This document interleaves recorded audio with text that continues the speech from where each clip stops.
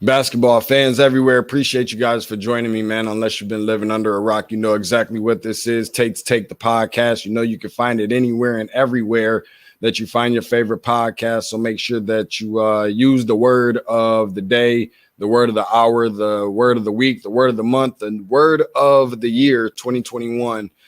Subscribe anywhere you find your favorite pod: iTunes, Google Podcasts, Red Circle, Spotify, Stitcher. Also streaming live on all social media platforms, that being Periscope, YouTube, as well as Facebook and Twitch. Last but certainly not least, before I bring the homies up in here to talk a little bit about Mr. Kobe Bean Bryant, make sure that you follow along on Twitter. Give me a follow, man. Always gratefully and thankfully appreciative of your contributions at Tate's Take Hoops, TATES TAKEHOOPS, as you know, we like to call it, where basketball lives. First things first, let me bring my my running mate up in here, man. I like to call him my what they call it, two peas in a pod and all of that. Just trouble all the way across the board when me and this dude get together. And y'all already familiar with the homie, man. You know what it is. My dude Iron Mike Dyson, man, got the 7 on the hat. He got his gold and his purple on. I guess that's a little bit better than the alternative being maize and blue. Nonetheless, man, basketball aficionado, man, the homie, he got so many long list of resumes that I'm gonna definitely let him know where to find y'all at, man. My dude Iron Mike Dyson, not Tyson, but Dyson. Iron Mike Dyson, what's popping, baby? What's going on, Tate, man? It's always a pleasure to see you, man. Unfortunately, we're here to just relive a bad, situation that happened to everybody in the basketball world, the whole world at large, man. But, I appreciate you having me on, because a lot of times when I think about Kobe Bryant, bro, I get sad. But when I talk about him, I get happy. You know what I'm saying? So we're going to talk about Kobe today, and it's going to be my therapy, man. So thanks for having me on, bro. I can't wait till he get a chance to share some of his insights and just memories, because I talk to this dude almost every day, man. And I just know where he come from. I know how he built. I know how he wired, and I know that he can't wait to share some stuff that he has. And of course, then there's this guy, one of the other homies coming up, man. You got to make sure you get this dude a follow, man. The creator, owner of the Daniel Artest podcast. You go ahead and let the folks know where they can find it at, man. Of course, the last name probably rings a bell to a lot of people. He's been in a lot of these different locker rooms and so forth, obviously, and then even more so playing a former professional basketball player as well, internationally, in a whole bunch of different stages and so forth. Daniel Artest, man, what's good with you, my brother? Man, thanks for having me on, brother. Appreciate you. Nice to meet you, Mike, man. Just looking to, honor this man, correct way. And yeah, man, sad day, man, but we're gonna get through it. Hey, real quick, Dan, let the people know where they can give you a follow at. We're gonna give you another opportunity to do that at the tail end, but let the people know where they can follow you at. Okay, yeah, you can follow me at Daniel Artest Pod on Instagram and Twitter. Also, you can follow me at 265 Media. That's on Instagram and Twitter. That's the number 2, the word 60, the number 5, and the word media, all one word. And yeah, so that's what I'm about. And then at the Delegate 24, if I'm not mistaken, I know I better have that one on point, right? At the Delegate 24, man, make sure y'all give my dude Dice a follow. I want to start off, man, with first with you, Dice, man. Like, where was you at? Just kind of briefly take me through the mind of Mike Dyson when he got the unfortunate news, and we're gonna get to a lot more of the happy stuff, of course, but just kind of take me around how you found out about Kobe Bryant and how traumatic, I guess, that was for you. Yeah, absolutely, man. So I'm up here in New Jersey, in Secaucus. So I was actually on my way to work. And then, I got all the notifications and so forth. And my mom hit me up and she was like, is it true? She didn't even ask, say anything about Kobe Bryant or mention his name. She just said, is it true? Because at that time, it was just like dominating the news cycle, man. And just the whole time, it was so surreal. It was like my whole life was moving in slow motion. Each minute that progressed, and it was like setting in that this could be a reality. Unfortunately, in this social media like climate and era we're living in, you kind of like programmed to like when you see like bad news, you kind of want to like see what's going to happen and read. It kind of like locks your interest, you know, like, oh, okay, it's a headline news. We kind of like live for like the headline news, but the whole time I'm thinking, I hope this is not one of those situations where the headline news is correct. It's for real, you know. And then when it happened, and you know, when CNN and TMZ confirmed it, man, I was just in shock. I was in a state that I really haven't like recovered from, you know, just a lot of this memories start pouring in my head from my memories from my childhood and so forth, man. But it was a really sad day, and I can't even lie, I cried like a baby that day, man. I really cried. Yeah, that kind of, I'm gonna share a little bit after Dan, man, on how I found out the news before we get to prepare you guys and the listeners and the watchers, of course, of some of these guys' just most memorable moments. I know there's not nearly enough time on this platform to be able to give the people, give you guys an opportunity to express your best moment or favorite moment or most memorable moment, because you guys have so many of them. But first, I want to ask you, Dan, how exactly did you find out the news about Kobe Bryant a year ago today? Well, I was on a walk with my family actually, and it was Sunday, so we're just doing our routine day, and the phone just started blowing up, and then I looked, and you see, the TMZ stuff, you see it, breaking news, and I'm just like, what? Then I'm just going online, then you just see everything, and I just had to stop and sit down for an hour, literally, and I was just like, wow, like this is crazy, like we don't see this happen to icons. Icons normally, pass on when they old. So that's why I think everybody's, it's hitting everybody hard. Now I tried to reach out to my brother, but he wasn't responding at all. So I really was worried because I know that him and Kobe was really close, and to just that the whole day was just like it was just a really slow motion day. I went home, watched the news, started, taking some notes down so I can, get the podcast together and stuff. And it was just crazy. And then like I couldn't even do the show. It was just really hard. So it took me a couple of days to really muster up to do anything pretty much, because it felt like, a family member passed away, because, my experience was different than a lot of people just being in his presence and stuff like that, so it was just an overall like bad day, man. I never thought I would cry over, celebrity, you know what I'm saying? But man, I was in tears, man. I was just like outside. I had to just pace myself, and I was just really thinking, like, serious? Like, this really happened? It was just so surreal. Even like right now, when you think about it, we're having a podcast about Kobe in a past tense. He was like, doesn't that like bother y'all a little bit? Like it's really sad. It's really sad to just talk about this man in a past tense, who retired and only lived 3.5 years after retirement, get putting his body on the line like that, and then to just pass away the way it happened. Everybody on that, his daughter and all the other people that passed away on the helicopter. It goes to show like one thing, like we don't live on our time, man. We are on a higher power's time. And then once we fulfill our whatever we need, then he calls us home. And then that's what happened. It was just like a perfect storm. Maybe everybody at that time, fulfilled everything that God or whoever they believe in, the timeline. Doesn't matter if you 80, it is what it is. And that's just how I look at it. Because it was just insane, man.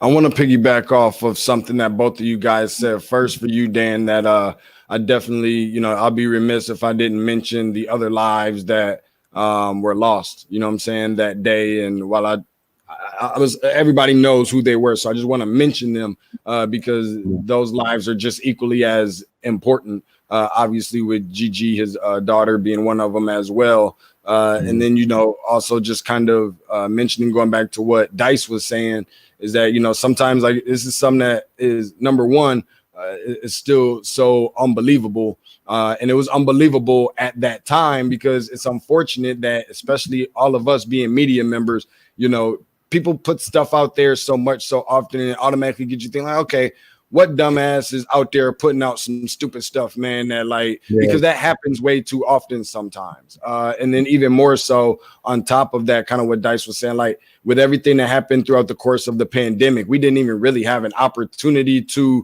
like completely finish mourning the death of Kobe Bryant before all the other stuff started piling on shortly after with the coronavirus and everything else. But hopefully long story short, man, it was like 15 minutes before I was to go on the air for a basketball hit on a radio station. And it was just like, hey, I think the best thing for us to do is to kind of get started with this whole Kobe Bryant thing. And I didn't want to sound like the idiot that's just like, what Kobe Bryant thing? Because they come to me to know about basketball and knowing what's going on. So I was just like, all right, cool. You know what I mean? Like I could do that. And it was like, are you good to talk about it? Like, are you actually okay? And without me really knowing like what's going on, I'm like, yeah, I'm good. Like, let's just go ahead and run it. We cool. And then immediately after we got off the phone, I'm like, okay, what's going on with Kobe Bryant right now? You know what I mean? And I really, that was difficult for me to have to put into words in less than 15 minutes when they brought me onto the air to ask me about, you know, just different things about Kobe Bryant. Dice, let me ask you this, man.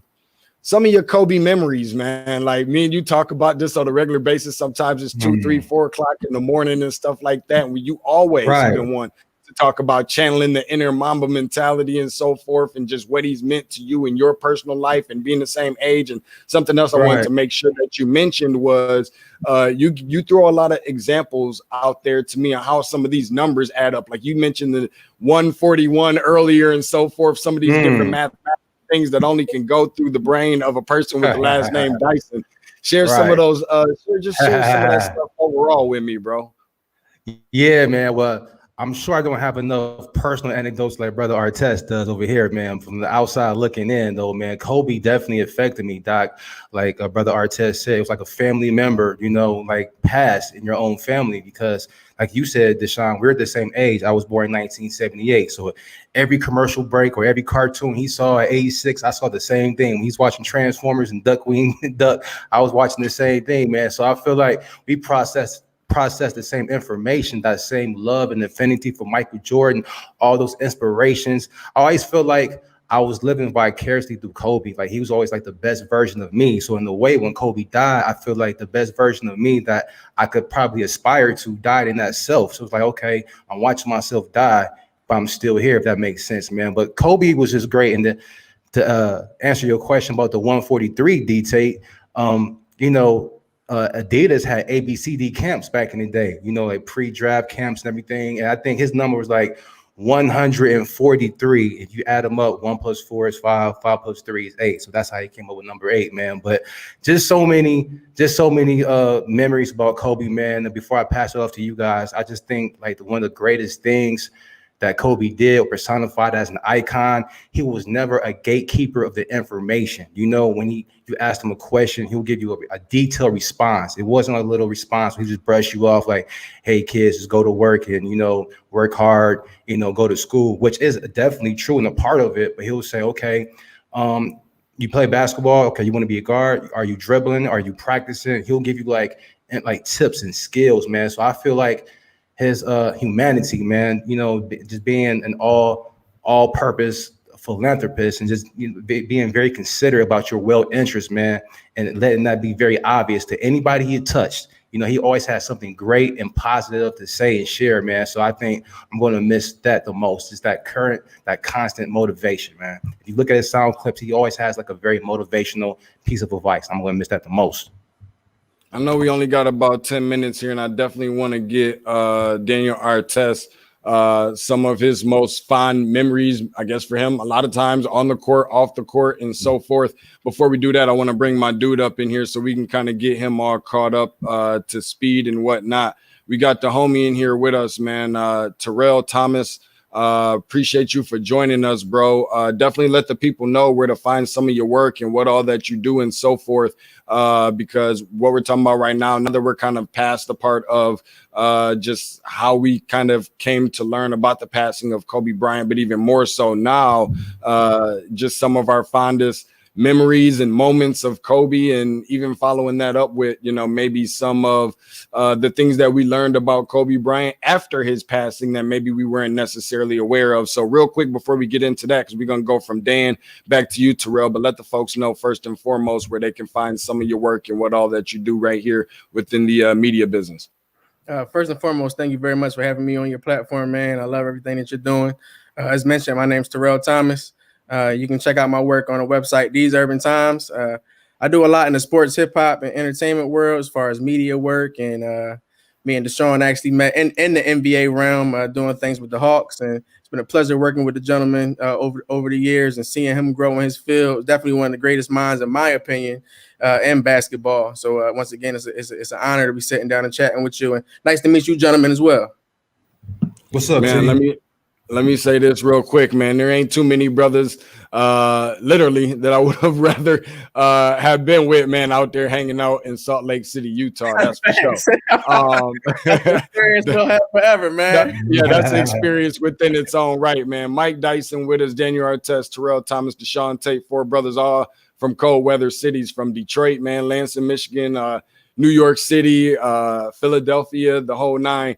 Dan, give us a little bit of some background in terms of maybe some of your most memorable moments and things that you'll always be remember Kobe Bryant by, or even whether it's on the court or off the court. You know, just celebrating the championship with him, man. You know, like I was able to pour some champagne on his head, man. That was dope. You know what I mean? It was really surreal to experience that. You know what I mean? You know, the fans experience it in a different way, but to be up close and seeing like the positive, you know, compliments he was giving my brother to me. You know, even when they was playing against each other, because I first met Kobe when they're in that Houston Lakers series when him and Ron was going at it. And you know, I met him, I was like, hey man, I'm Ron's brother, nice to meet you. And you know, he was just like, yo, you know, your brother's a bad mother effer, man. You know, so that was pretty cool. And I'm just like, dang, because I remember when Jordan said, hey, I wish I would have played against Ron Artest when I was younger. So they see them two, you know what I mean? That everybody compared them to each other, say that high compliment, that was dope. You know, and also, you know, like I said, with the championship celebration, you know, just being around him, talking trash to him in practice. I always told Kobe, man, like, you can't guard me one-on-one. I'm 6'4", 275, man. You know what I'm saying? It's a lot of power. You know what I mean? Like, if Meta can't stop me from scoring, what think you can? You're too small all the time. Like, it was like a running thing all the time. So it was actually dope to do that. And you know, meeting his kids and his family and everything like that. And him giving me advice, him taking me, just motivational, conversation and stuff like that. And also like just watching them YouTube videos of him when he be speaking to Fortune 500 businesses and how he goes about it. Those are the best Kobe Bryant non-basketball speeches you will ever see, man. It was like amazing. It's like one of the best speeches I ever had. You can apply it to your life, man, no matter what you're attacking. So it's kind of ill. It's kind of dope to see somebody with a high school education just attain all his knowledge over the year and was giving it back. And I always tell people like, hey, man, Kobe, was showing me the ropes on the court with footwork and stuff. So when everybody was talking about how he started that Mamba Academy with the NBA players, I always have the running joke like I was the first one. The first student. You know what I'm saying? So, and also just seeing him work out, his approach to the game and stuff. And I applied it to the ending of my basketball career, just to see the relentlessness and stuff. And yeah, of course, I have a brother that played in the league too, but it was just a different, like Ron worked very hard. You know what I'm saying? But to see somebody at Kobe's age, he's older than Ron. So to see somebody at that age, after the Achilles injury and, myself with tearing my meniscuses and stuff, both legs, just seeing like the comeback and it actually inspired me to end my basketball career on my terms and stuff. And just saying, instead of saying like, hey, I'm done, man, these knees is done. You know what I'm saying? 2 torn meniscus. So I just worked out. I worked out very hard. And then I ended up going to China to end in 2014 to go play. And that was because of seeing what that man do, and so salute to him, salute to the fans and stuff like that. And I'm honoring Kobe on my podcast too, by the way. So what I was doing was I put a tweet out, was like, hey, if you email the Daniel Artest podcast at gmail.com with your voice memo talking about how Kobe impacted the game, impacted you personally, whatever story you have, I'll post on the podcast and stuff, right? Nice. So a lot of people did it, and then when I drop it today, it's gonna be like almost 2 hours long of straight Kobe Bryant testimony. There's no me talking. It's just all fans, man. Because fans don't really have much to. They don't really have a platform to say anything like that. So I was just like, let me open it up. Let me do something different. And you know what I'm saying? So that's what I did. It's actually going well. I'm looking at the show. I'm looking at the people just emailing me, and I'm just like, oh my God, this is crazy. So I'm gonna drop it at like 8 p.m. today and stuff like that. So it's interesting. It's gonna be like, it's really dope, really emotional just listening to all of them and everybody's stories and stuff. So yeah, thank you for letting me share. Oh, of course, man. Nah, that's super dope, man. 3 dudes that I had to make sure I got on here because these are not just 3 dudes with super awesome platforms and podcasts and just brilliant, minds and knowledge about basketball and so forth, but also 3 guys that all met Kobe Bryant personally.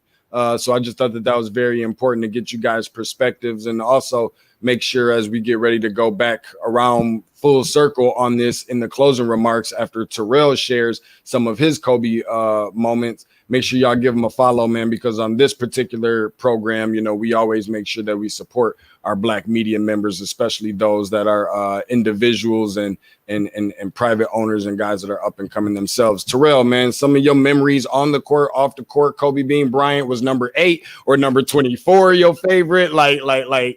Just share in general, man, some of your interactions and so forth that you've had with Kobe, because I think I saw you post something earlier. Yeah, I don't know if 8 or 24 was my favorite, but I do. Of course, 8 was in my younger days and whatnot. So I think watching him as a young man and as a teenager was very fascinating. And as I was sharing on social media, like I knew of Kobe since I was a little boy, because when his dad played for the Sixers, my mom would babysit him for about his first year of life and whatnot. When he would come play at McGonigal Hall in the Sunny Hill leagues, that was her way of making money in the summertime. She would, she's from North Philly. She would go to Temple. A lot of the NBA players, same as they do at the Rutgers League or same as they do here in the ABL over the summertime, would work out in the McGonigal Hall in the Sunny Hill League. So my mom had an opportunity, and of course, she had no idea who he would become or what he would be. She just knew that was Miss Pam and Mr. Joe's son and whatnot. And coming up and growing up in Philly, when he was at Lower Merion, my grandmom and uncle would talk trash and be like, "Hey, that good Joe boy is doing good. He about to make something of himself." So I always felt like, even at that time, I had never met him. I would just, like everybody else, we read about him in the papers and stuff, but just hearing those little stories from my folks was always interesting. And then as I got into the sports media realm, because again, I came from the hip hop media realm, but sports was what I always wanted to do. Like my first stories that I was writing was about sports, but being here in Atlanta, it was just such an open lane in hip hop that I kind of converted to hip hop. And a few years after doing that, I was like, man, I want to go after what I really want to do. I want to chase my dreams again. And I got back into the sports realm. And once I was able to start covering Hawks games and things, it was the season before Kobe retired. And then my second season was the retirement tour, pretty much. And he came here to Atlanta, and I just remember, like, I was nervous as a reporter. I was nervous. I'm like, damn, this is my childhood idol. But I knew I wanted to ask him a question, and ironically, I asked him what he would miss most about the game. And as I was saying on social media today, it's kind of funny like that. We're missing him, in such a tragic state, and how he was lost. And one memory that I'm gonna take personally with me is after that night, photographers was out. You had a lot of celebrities, big tickers and things, all getting to Kobe, getting him to sign things. And you know how it is in the media. They tell us, get back, get away, that's not your place. And I dig that and respect that. But I'm like, damn, I just gotta tell Kobe, like, Kobe, my mom used to babysit you. So I had an opportunity. He was walking to his truck, his Tahoe, him and Vanessa. He had a couple big security guys with him, and I just kind of said, Kobe, I'm from Philly. My mom used to. He's like, huh? He kind of stopped and whatnot. He told the security to back off and whatnot, and allowed me to talk with him just for a moment as he walked to his tie. I will never forget that. You know what I'm saying? And a part of me is like, damn, I wish I'd have pulled my phone out, and took a selfie or something. But like that memory of just him listening to me, telling me to keep going, and he thought my question was dope, so that he even remembered that I asked him the damn question, was like, whoa, you know what I'm saying? Yeah. And that just kind of, it stuck with me, I still got my Kobe Bear. I got this Kobe Bear in 2002 when he came for All-Star Weekend. All-Star Weekend, that was the year I graduated high school, so it was like a pre gift in February for one of my cousins to take me to the All-Star game. And I remember I didn't even have a whole bunch of money at that time, but I had enough to get that bear. I was like, I'm gonna get something with Kobe on it and whatnot. And to watch him, as the gentleman said a moment ago, watch his life after basketball. I have kids. I have a young daughter, and she's in the sport. She's in the different things. But watching him transform or publicly show us more, because he was always a girl dad. But like giving us a glimpse into his life and how he was preaching the Mamba mentality in his household and to his family. I think that's something that all of us will be able to take with us for the rest of our time here on Earth. Man, I appreciate you for and all of y'all, man, just for just joining me and sharing some of your stories and shedding light on some Kobe Bryant. I know we can all do this for so many hours, man. I know each of you guys individually, man, some longer than others, but nonetheless, I do appreciate y'all, especially last minute, for taking time out of y'all busy schedules and so forth to kind of share that. Probably about a 1 minute each or something around that realm for each of you, man, and the closing remarks, and make sure you let the people know where that they can follow you as well. First up, Iron Mike Dice. Yeah, everybody, check me out at the Delegate 24, TheDelegate 24 on Instagram and Twitter. All right, no doubt. Dan Artest, what's popping? Yeah, you can follow me at Daniel Artest Pod on Instagram and Twitter. Pretty much the Daniel Artest Podcast. Streaming on all your podcasts. Wherever you consume your podcast networks. You know what I mean. And I also got my own podcast media network called 265 Media.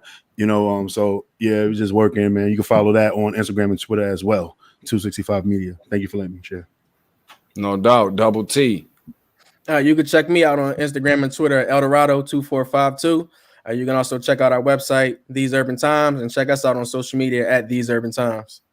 Man, make sure y'all follow all three of these dudes, man, because these dudes is like moving and shaking. And again, I think one of the more important things is here, and this is just me channeling my inner Mamba mentality and doing something that I feel right to do by him, man, is making sure I'm letting you folks know to go out there and support your Black media members. That's very, very important. I know that's one of the ideas that Terrell had brought across to me and so forth, and just kind of embrace that and whatnot. And I know that Dice is doing some outstanding things whenever he's not hanging around at Michael Jordan's parties and so forth like that. And then of course Daniel Artest, man, whenever he ain't around there and doing the Artest thing and whatnot. So I do appreciate y'all seriously for taking your time out. This is Tate's Take with Deshaun Tate, episode number 56. Appreciate everybody for watching. Remember, you can follow along on social media at Tate's Take Hoops, TATES TAKEHOOPS. You know that's where basketball lives. And be sure to subscribe. Tell a friend, tell a family member, tell your mama, tell your baby mama, tell your friend, tell your enemy, whoever, whatever, and anything in between, where you can find what I like to call the best, the most entertaining, the most informational, and the most educational basketball content on the planet in the form of a podcast. iTunes, Google Podcasts, Red Circle, Spotify, Stitcher, streaming live on Twitch, as well as on Facebook, as well as on YouTube and on Periscope. So that's going to do it for us, man. Long live forever the Black Mamba mentality, number 8, number 24, Kobe Bean Bryant. In a minute.